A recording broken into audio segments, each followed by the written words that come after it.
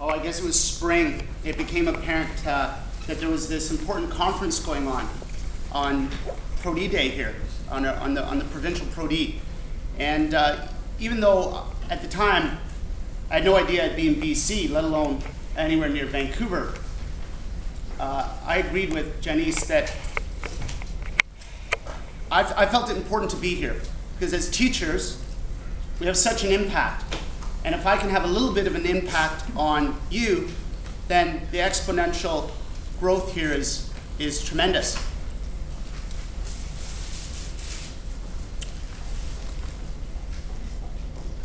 I think if we're talking about mental illness, the larger issue is the stigma or the prejudice that surrounds mental illness. And let me explain.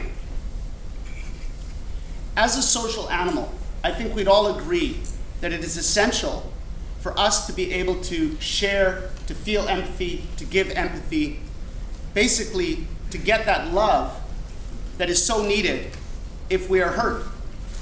So if you walk into work with a cast on your arm on Monday, people are going to ask you what happened.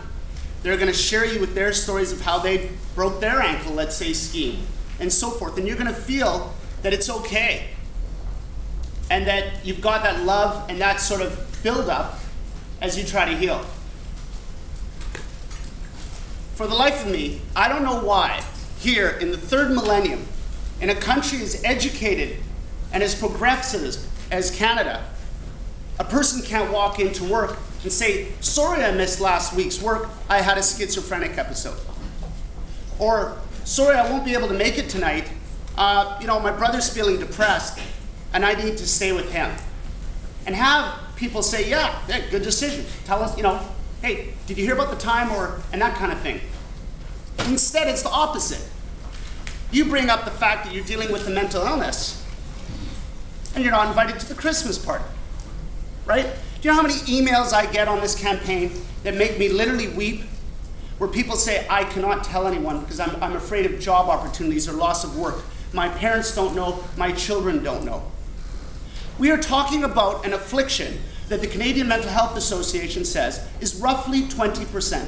And when I was in the States, it's roughly the same. They say 18, they say 22. When I was in Australia, look, it's all based around 20%. That's 1 in 5. That's 400,000 people in the city of Vancouver of 2 million.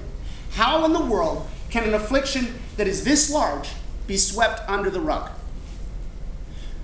I've had a lot of time to think about this. These are just my opinions. How can the stigma of prejudice be so large to be so successful? We're coming a long way. Don't get me wrong, we're not burning people at the stake or lobotomizing them or so forth. But nonetheless, what is the power behind the stigma that's able to hide 400,000 in the city of Vancouver that will deal with the mental illness either for a short period in their life or for a long period? We're going to be looking at some of those things in the workshop. I know in the workshop, at the time when we decided what it would be about, it was way back in June, and it was just going to be stories from the road. Sorry, I can share stories, but we have some work to do. So we're going to be looking at some serious things in the workshop. I just want to get that out there. But let's look at stories and the storytelling machines and how they construct reality and how that creates the stigma. I'll give you an example. I think there are 2 very powerful storytelling machines in society. 3. Let's go with 3.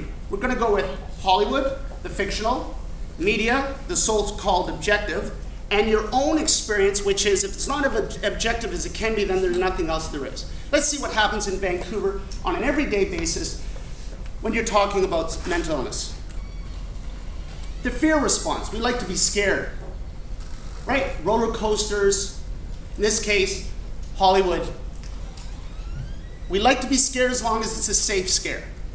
Hitchcock, I love filmmaking. Hitchcock, a genius as we all know, invented the slasher genre about 40 years ago with the movie Psycho, Anthony Perkins.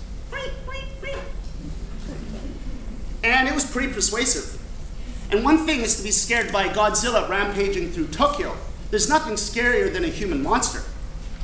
Anthony Perkins, Silence of the Lambs. I mean, Christ, I'm getting kind of bejeebies right now just thinking about the scene, right? Or the scenes. So, what are we on? Friday the 13th, part 15, Scream 7, CSI, Dexter, blah, blah, blah, blah, blah. The mentally ill, in the Hollywoodization of the mentally ill, is you carry a kitchen knife and you go into sororities. In actuality, about 17% of violent crime is caused by a person with a mental disorder. About 17%. To me, the scarier statistic is who's causing the other 83%? And if you want to fear something, right, I think we should, let's just be honest here, we should fear husbands. Most violent crime is caused by a man to his children or to his wife. And if you want to get even more general, let's just fear men, right? And if you want to get even more general than that, let's just fear testosterone, because really, that's the issue. Testosterone. But that doesn't make a good horror film. That doesn't scare you. You've got to have the human monster. So you walk out of the theater, you know that it's just a story, right? But remember, the stigma, it's a feedback loop. We don't talk about it. It's swept under the rug. There is no real discussion amongst teachers, perhaps. We're starting to tell our students, but generally we have a lay public. So even though we know that it's just Hollywood, there's an educational force there that's very strong, especially to our youth. You walk out of the theater, you go into 7-Eleven to fill up, to buy a pack of gum. There on the front page, if it bleeds, it leads. If it bleeds, it leads. I'm a part-time journalist. Look, they're in the business of selling papers, just like Hollywood is in the business of selling you a movie, and you don't pay attention more than if it's a fear response. Remember that. So there you have it, Prince George, psycho killer, qu'est-ce que c'est? I'm not saying it doesn't occur, but it's so, the carnival lights, the flash, the bang, again, you're being educated that mental illness is violence, it's dangerous, can't even look the person in the eye, it's contagious, God knows what. And there's the media, the so-called truth-telling machine, also saying it's dangerous, it's violent, it's this. So it reinforces it. I live in the West End in Vancouver. You get out of your car, you've now been educated in the movie theater, or at least your 14-year-old daughter has, or son. You've been educated while watching CNN or looking at a newspaper. You walk out of your car, and there is a homeless person talking to himself in the downtown West End, eating your garbage out of your garbage can, talking to himself, and your education is complete.